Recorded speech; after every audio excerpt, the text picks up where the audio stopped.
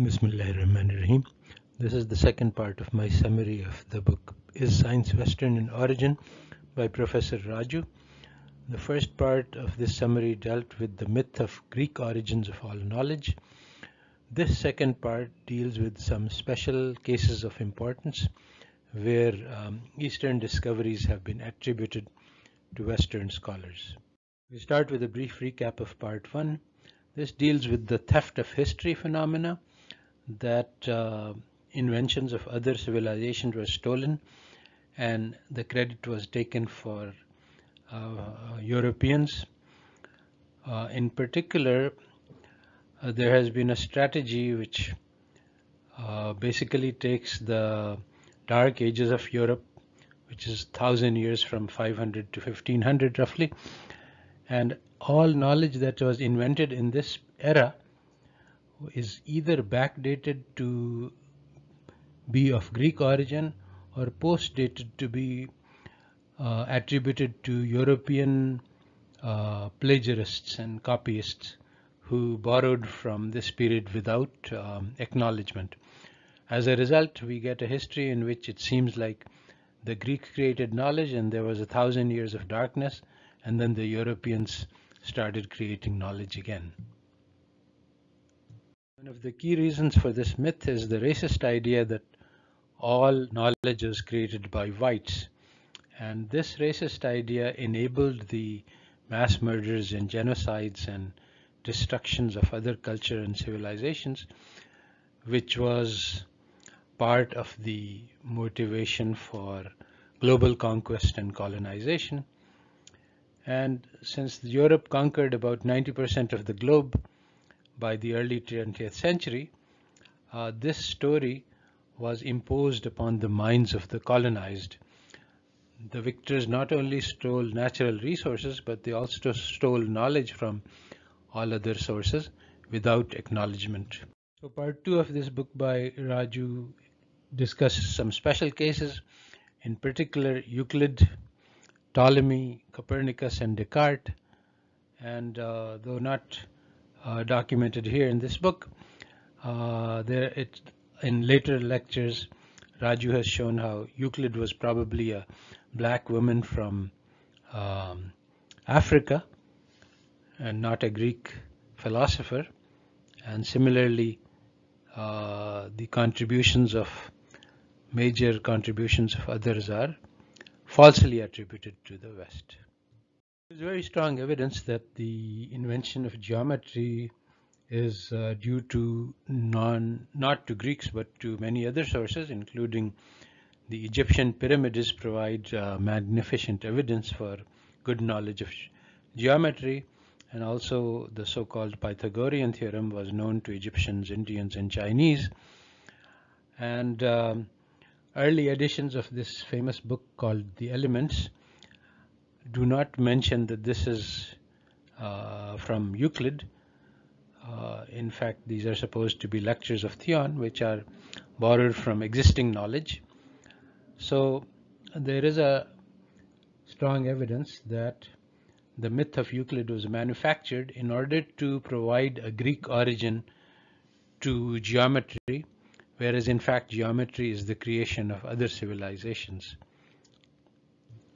Similarly, the case of Sir Claudius Ptolemy as the inventor of astronomy in the book Almagest, which is actually an Arabic name and was translated into Arabic from Persian, has been attributed to a Greek origin, but in fact this text is accretive, that is, it accumulates the contributions of many astronomers.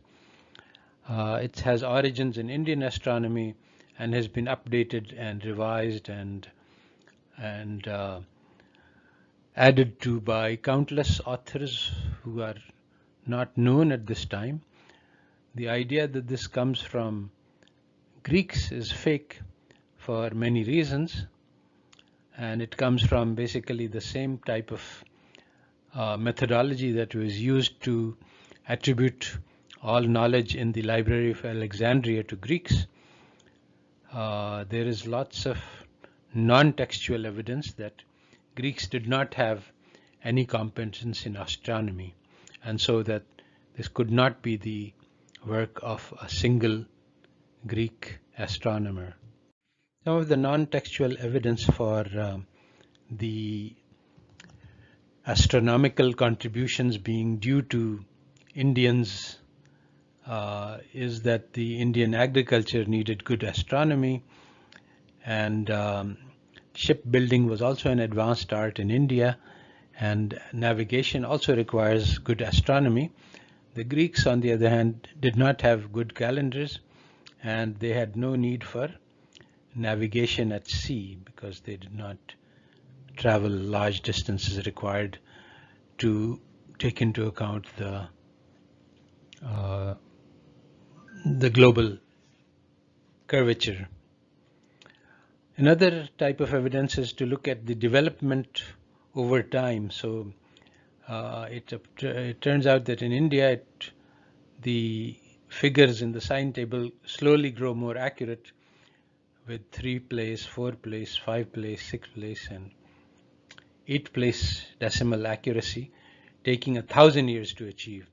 On the other hand, Ptolemy in the Almagest arrives full-blown with highly precise numbers with no predecessors. So this seems like evidence for theft rather than for natural growth over a period of time of an intellectual tradition. So this can be placed into a schema which has been discussed in part 1, that there are multiple phases in the fabrication of history.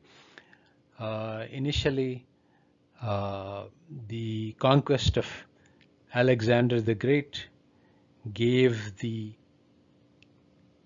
created the possibility of placing Greek parentage on a huge amount of knowledge gathered from Indian, Egyptian, and Persian civilizations.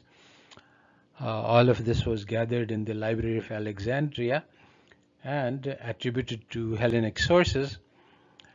Then the second phase is in the Crusades. After the Crusades, the Toledo translations, just like were all claimed for European sources or attributed back to Greek sources.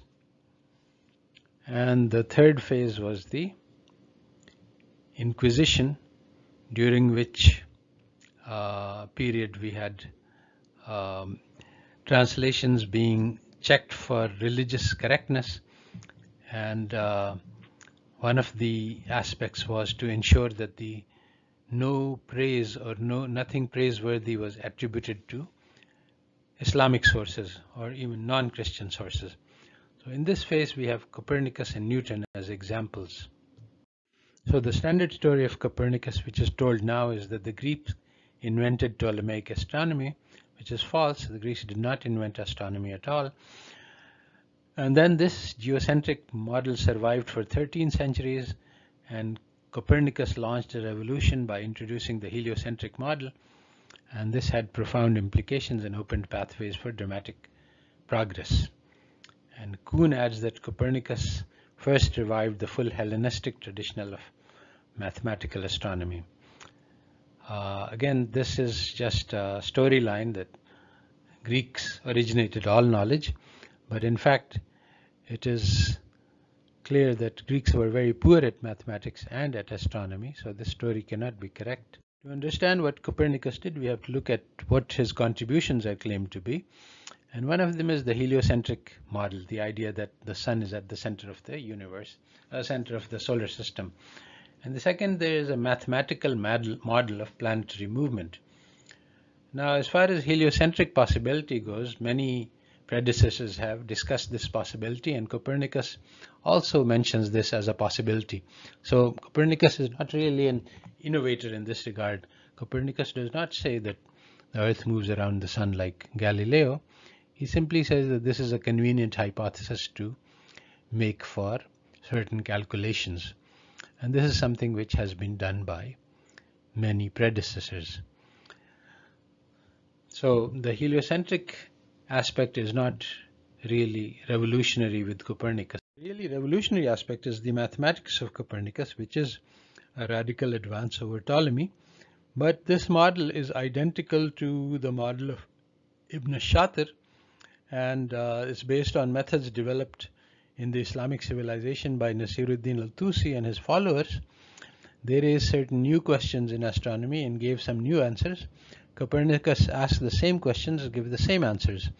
So people who have studied this in detail have concluded that Copernicus's model is identical to Ibn Shatir, and so it cannot be that he created it, but the question is, how did he learn of the Maraga theory of astronomy? The idea that the revolutionary Copernicus borrowed from Eastern sources strongly upsets the Western narrative that all useful knowledge was invented in the West. But it is very plausible because Copernicus's close friend was called a heretic and underwent 10 years of trial, imprisonment, and torture. So obviously Copernicus did not want to repeat this and therefore could not acknowledge any Islamic sources for his books. And he also made very clear that his book was just a method of calculation. He was not putting forward any revolutionary ideas. And so basically the idea that Copernicus was a revolutionary is a fabrication, and this fabrication becomes plausible because of the suppression of past discoveries. The key to understanding intellectual history is to look at it as a continuous progression of ideas, a discourse in which people build on contributions of the past.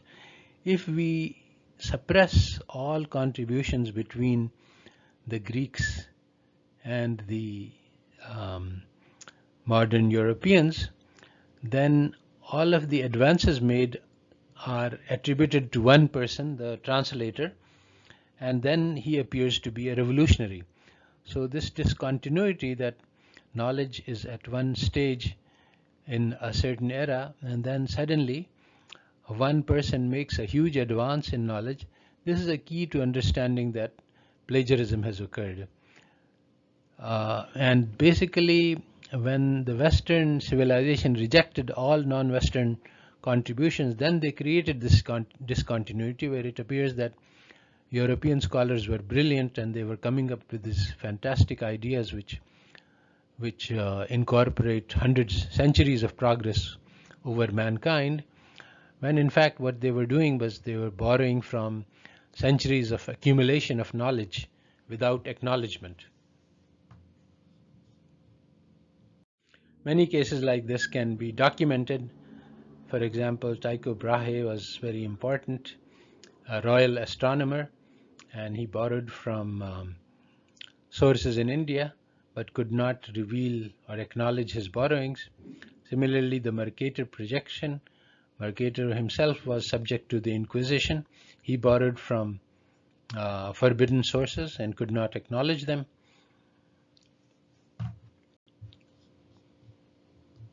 The cases written about in Raju's book are just the tip of the iceberg, as he himself says.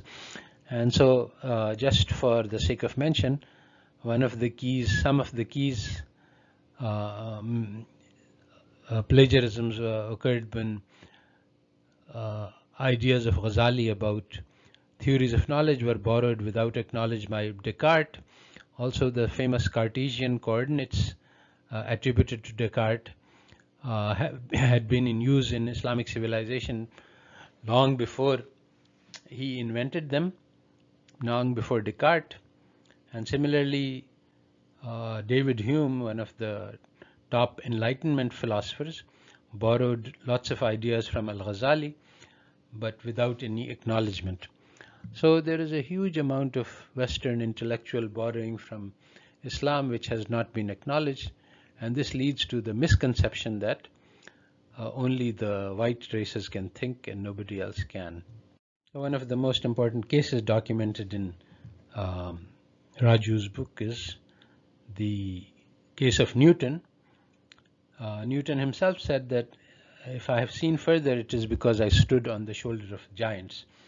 This is taken to be an expression of modesty by Newton in European, because Europeans do not know who these giants were. Their identities and contributions have been concealed, and as a result, Newton appears far more revolutionary than he really was. In particular, lots of past work of and developments in physics and astronomy and optics, which were built upon by Newton, have been suppressed and ignored in conventional Eurocentric history. There's a great scandal that the vast majority of Newton's work has never been published, and actually most of his work is about history of church and theology, and this is actually even more revolutionary than his theories of physics, because basically he proved that the dominant version of Christianity currently prevalent in Europe and the Americas was built on a lie, built on the Athanasian Creed, where Athanasian had deliberately distorted scriptures to win his case against Arius, and so the older creed of the Arian has been declared a heresy by using of forgery and deliberate deception. So basically the entire religion of Christianity is based on deception, and this would certainly cause a major upset at the foundations of the argument of Western intellectual superiority. Now, coming to the physics, Newton's laws are not actually physics but metaphysics, and most of these laws cannot be demonstrated empirically. They are just concepts about how nature ought to work according to some theoretical ideas, preconceptions of harmony. So when it comes to these laws, they are not the key, but the key contribution is a calculation, the law of universal gravitation, and this comes from the ability to sum infinite series. And so this is the core of Newton's contribution, and in particular he showed by summing an infinite series that the result would be an elliptical orbit, and this matches Kepler's observations of astronomy, which are also borrowed from Indian sources. So how was this Indian mathematics transmitted to Newton? Well, basically the Portuguese had set up a kingdom in India, and they had set up a school for local Christians, and this had become a university, and it also became a center for translation of key Indian mathematics textbooks, which provided detailed calculations of infinite series required to compute signs accurately. And this was needed for navigation, and also it created a theory for the summation of infinite series.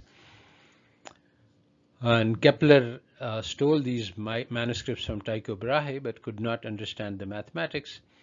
Pascal and Fermat used these infinite series, and other Europeans were confused about the infinite series. We cannot judge exactly what Newton contributed until we acknowledge the sources from which he borrowed, and then we can separate out what already was in existence and what Newton added.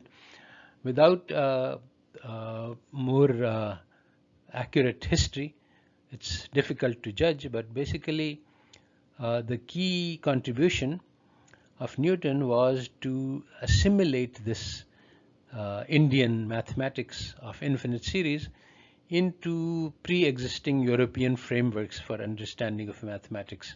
So he basically absorbed and digested Indian insights and expressed them in a language which was understandable to his contemporaries.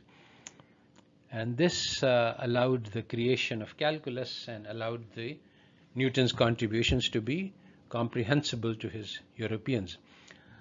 In addition, there were many metaphysical errors in Newton's understanding, and some of these were the basis for the advance by Einstein, but some errors in metaphysics persist in Einstein, and they have actually been corrected by Professor Raju in some of his essays.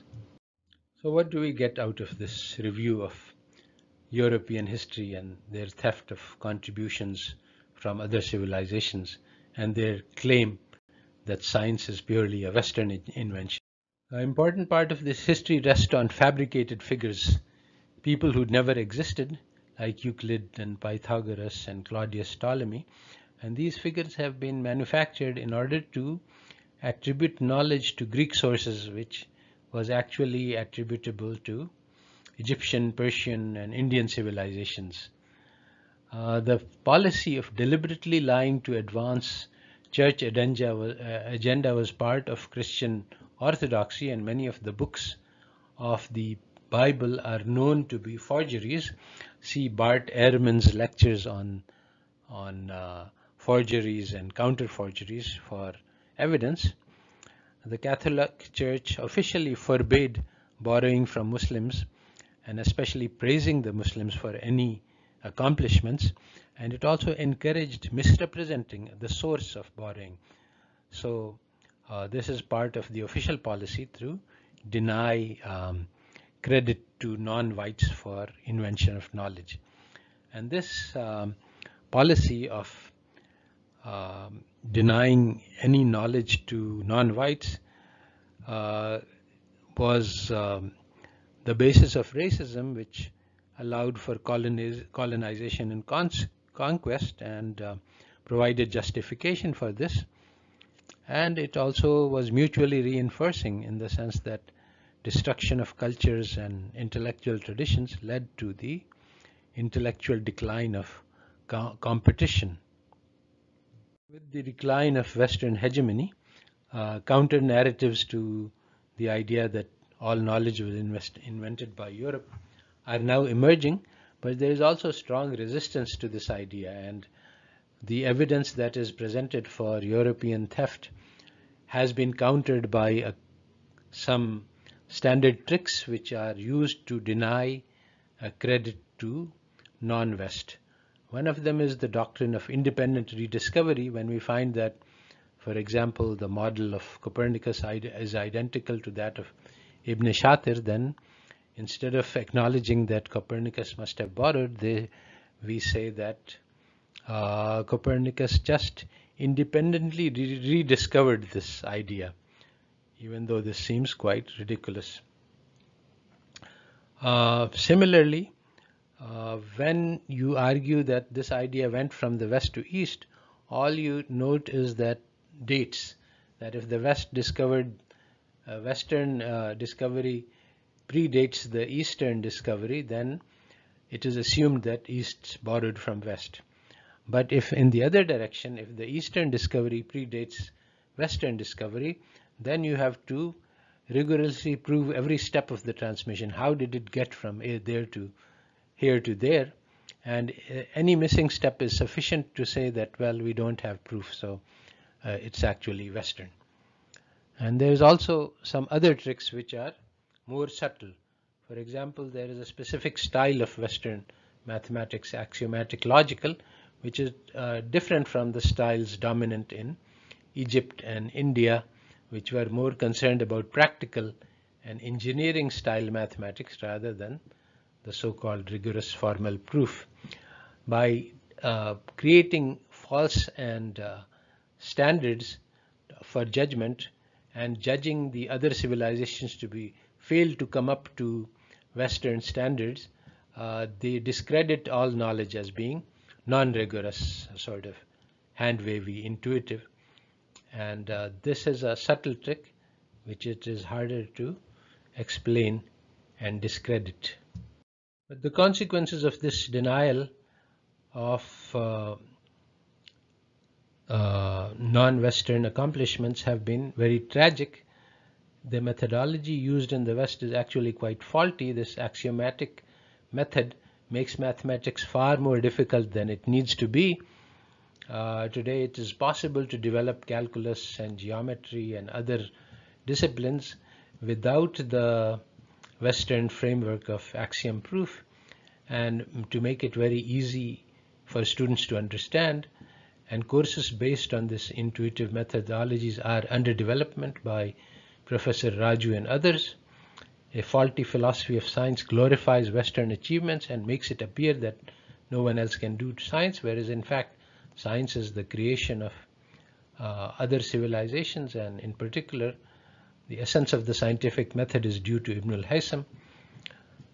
Faulty physics, which has been confused with metaphysics, leads to unresolvable problems facing physicists today, especially in terms of interpretations of the quantum theory. So to give a brief summary of the whole step, the whole book, history was Hellenized during the Crusades, meaning that it was all knowledge was supposed to originate in the Hellenic civilization, and during the Inquisition all elements from non-Western sources were squeezed out of the writings, and racist historians and philosophers built on this legacy to justify white supremacy, dehumanize non-whites, and make acceptable the horrors of the global conquest and colonization by the West. So basically this book points to what needs to be done today is that in a huge number of areas Western borrowing from East has not been done with proper understanding. So in particular the entire structure of mathematics and physics which has been borrowed needs revision. It is missing some crucial elements which provide intuition, grounding, and far better methods of exposition and understanding. And using these methods allows for creation of vastly improved educational process and vast improvements in the stock of human knowledge. So this is in the areas of mathematics, physics, astronomy, which the West did borrow. But there is a whole missing component which is about excellence in conduct, philosophy, spirituality. This remained completely inaccessible to the barbarians of the West, who did not have developments in this tradition, and so they rejected spirituality and the heart and character and conduct, and so this stock of knowledge became abandoned by the West, and because of Western hegemony abandoned everywhere except in vestigial forms. So it's of extreme importance to revive these traditions of knowledge, non-Western Oriental traditions of knowledge, in order to restore spirituality and the spiritual dimension of human knowledge, without which the planet is headed towards destruction today.